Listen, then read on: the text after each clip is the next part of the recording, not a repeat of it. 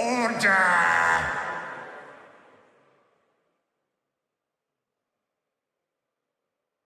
Gentlemen of the House, I stand before you to plead the case for the abolition of slavery. Order! Order! I stand before you today with a heavy heart and a sense of urgency. The issue at hand is not one that can be ignored or pushed aside. It is a matter of life and death, of basic human rights and dignity. I am speaking, of course, about the abhorrent practice of slavery. Slavery is a stain on our present and a threat to our future.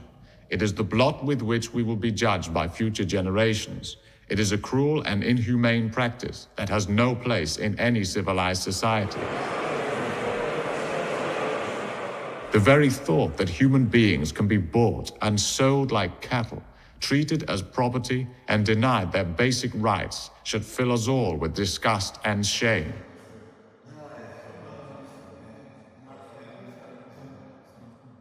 I urge you to consider the suffering of countless men, women, and children who are forced to work without pay and live in conditions that are nothing short of torture. They are treated as property rather than as human beings with dignity and worth. We continue to turn a blind eye to the suffering of our fellow human beings. We continue to profit from their misery. And for what?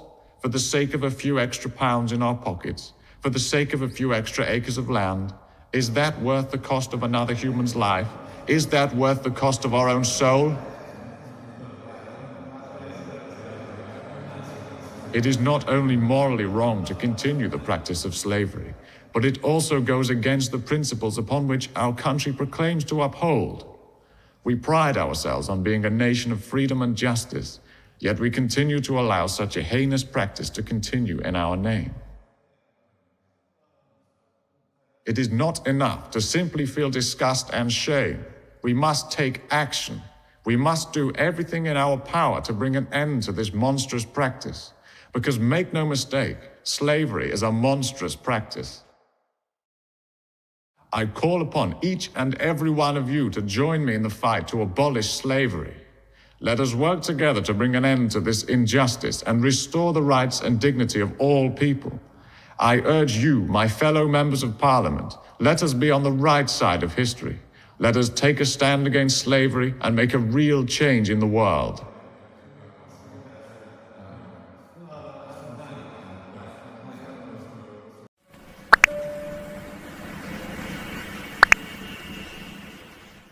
What?